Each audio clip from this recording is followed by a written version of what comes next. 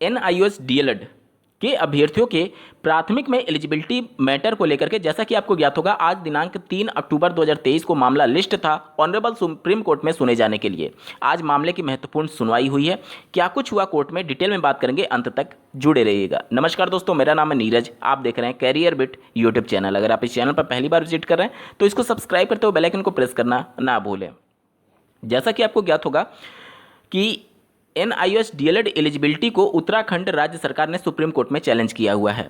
इससे पहले कई राज्यों के हाईकोर्ट ने NIOS DLED के फेवर में फैसला दिया था। वहां पर राज्य सरकार के जो वकील थे उन्होंने अपना पक्ष रखा कि ये इन सर्विस टीचर्स के लिए था जो कि पहले से सिस्टम में पढ़ा रहे थे, उनकी सर्विस बचाने के लिए था। जिस पर जो NIOS DLED की वकील थी उन मैम के द्वारा ये तर्क दिया गया कि चूंकि वो इन सर्विस टीचर्स थे यानी उनको रेगुलर बेस पर क्लास नहीं कराया जा सकता था, क्योंकि वो ऑलरेडी सिस्टम में टीचर हैं, चाहे सरकारी स्कूल में, एडेड स्कूल में या फिर प्राइवेट स्कूल में। इसलिए उनको डिस्टेंस लर्निंग के माध्यम से NIOS से एक कोर्स डिजाइन किया गया, जिसमें जब विद्यालय बंद होते थे, चाहे सैटरडे संडे में, उस समय उनको जाकर के एक सेंटर अलॉट होता था जहां पर जाकर के वो अपनी ट्रेनिंग कंप्लीट करते थे। बाकी के हफ्ते के दिनों में उनकी जो ऑनलाइन क्लासेज होती थी, आप दूरदर्शन पर इसके लिए एक चैनल डेडिकेटेड था या फिर इस प्रकार की ऑनलाइन उनकी चीज़ें व्यवस्थित की गई थी, क्योंकि वो रेगुलर ऑफलाइन क्लासेज नहीं कर सकते थे, क्योंकि वो ऑलरेडी शिक्षक थे और पढ़ा रहे थे विद्यालयों में, चाहे प्राइवेट, एडेड या फिर सरकारी विद्यालयों में।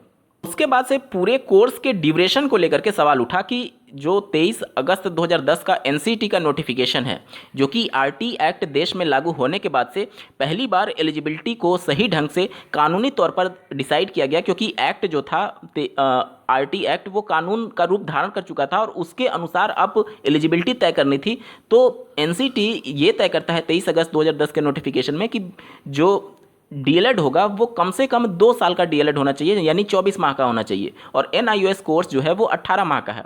इसको लेकर के जो NIOS की तरफ से अपना पक्ष रख रहे थे वकील, उनके द्वारा ये बताया गया कि देखिए, जैसे NIOS का जो कोर्स डिज़ाइन किया गया है वो इन सर्विस टीचर्स के लिए डिज़ाइन किया गया, यानी कि जो पहले से पढ़ा रहे हैं। और जो रेगुलर कोर्स होता है DLED कोर्स, उसमें अगर आप देखेंगे उत्तर प्रदेश में या फिर किसी भी राज्य में तो 4 सेमेस्टर होते हैं, और चारों सेमेस्टर में एक एक महीने का वहाँ पर इंटर्नशिप लगता है उनके विद्यालयों में। मतलब कि अगर 3 सेमेस्टर तक तो उनका इंटर्नशिप लगेगा प्राइमरी में 1 से 5 में, और चौथे सेमेस्टर में उनका इंटर्नशिप लगता है 6 से 8 यानी अपर प्राइमरी में।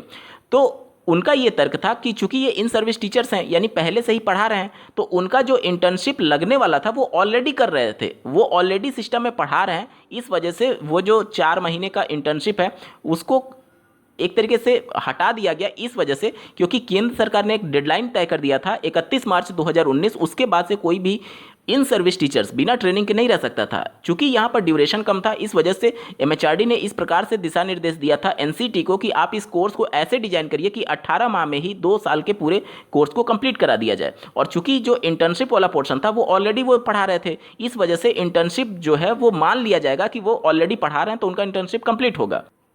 ये मामला उठा कि जब ये इन सर्विस टीचर्स के लिए है तो फिर वो ऑलरेडी जब सिस्टम में हैं तो फिर इनको प्राथमिक में पात्र करने का मामला कैसे। तो उनमें जो वकील थे उनके द्वारा ये कहा गया कि देखिए, ऑनरेबल जस्टिस ने ये पूछा, स्टिल दे आर वर्किंग और नॉट, मतलब कि जो इन सर्विस टीचर्स थे क्या वो अभी भी वर्किंग हैं। जाहिर सी बात है, जो सरकारी टीचर होंगे, जो इन सर्विस जो NIOS से अपना DLED कंप्लीट किए होंगे, वो सरकारी नौकरी तो छोड़ेंगे नहीं। एडेड स्कूल जो होता है, जो अर्ध सरकारी, उसके लिए सैलरी जो है वो गवर्नमेंट देती है, यानी वो भी एक तरीके से गवर्नमेंट एम्प्लॉय माने जाएंगे। जैसे आप जूनियर एडेड यूपी में देख लीजिए, तो भले वो इंफ्रास्ट्रक्चर और बिल्डिंग और वो सभी चीज़ें मैनेजमेंट वगैरह प्राइवेट होती है, लेकिन सैलरी तो उनको गवर्नमेंट इशू कर रही है ना, तो वो गवर्नमेंट टीचर ही माने जाते हैं, भले ही वो एडेड स्कूल में है, क्योंकि सैलरी सरकार दे रही है। तो एडेड स्कूल वाले भी जो NIOS DLED करके इन सर्विस टीचर्स होंगे वो भी अपनी नौकरी नहीं छोड़ रहे होंगे। प्रॉब्लम होगी प्राइवेट स्कूलों में, प्राइवेट स्कूल में जो पढ़ा रहे होंगे, जाहिर सी बात है उसमें से बहुत सारे अभ्यर्थियों ने नौकरी छोड़ दी होगी।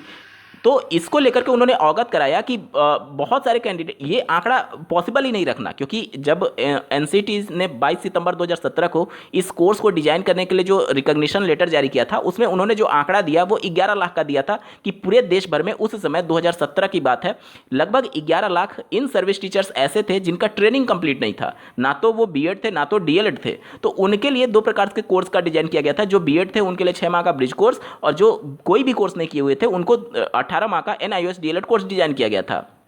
तो यहां पर यही बातें निकल करके आई कि जो प्राइवेट इंस्टीट्यूशन में होंगे, जाहिर सी बात है उनके पास तो मतलब सरकार के पास तो आंकड़ा नहीं है ना कि अब वो सर्विस में पढ़ा रहे हैं या फिर छोड़ दिए प्राइवेट, क्योंकि वो नौकरी तो स्थायी होती नहीं है। अब सरकारी नौकरी में अगर कोई बंदा है तो वो मोस्ट प्रोबेबल है कि 99% अभ्यर्थियों ने नौकरी नहीं छोड़ी होगी, लेकिन जो प्राइवेट वाला है वो तो नौकरी छोड़ भी सकता है, उनकी नौकरी स्थायी तो है नहीं। तो इस प्रकार की बातें वहाँ पर हुई हैं कि अब देखिए इस पूरे मामले को लेकर के जो ऑनरेबल सुप्रीम कोर्ट है उन्होंने अगली तिथि दे दी है, और अगली तिथि दशहरा के बाद की दी गई है। अभी डेट फाइनल नहीं है, उन्होंने बस ऐसा ही बोला है कि दशहरा के बाद की तुरंत तिथि दी जाएगी। ठीक है, तो दशहरा के बाद अब इस केस को लिस्ट किया जाएगा और उसके बाद इस मामले की आगे सुनवाई होगी। हालांकि अभी आज की सुनवाई में महत्वपूर्ण पॉइंट 2-3 चीज़ें रहा। पहला तो इसके ड्यूरेशन को लेकर के कि ये 18 माह का कोर्स है, और 23 अगस्त 2010 का जो नोटिफिकेशन है उसमें 24 माह के डीएलएड कोर्स की बात की गई है। पहला पॉइंट ये था। दूसरा पॉइंट ये था कि ये जब इन सर्विस टीचर्स के लिए है तो फिर ऐसे अभ्यर्थियों को कैसे अलाउ किया जा सकता है, क्योंकि वो पहले से ही सिस्टम में है। तो इस पॉइंट को लेकर भी चर्चा विमर्श हुआ है। ऑनरेबल सुप्रीम कोर्ट ने क्रॉस क्वेश्चन किया है एनआईओएस डीएलएड के वकील से।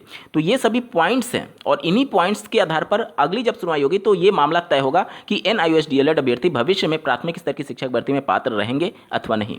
इस वीडियो को देखने के लिए आपका बहुत बहुत धन्यवाद। भगवान करे आपका दिन शुभ हो।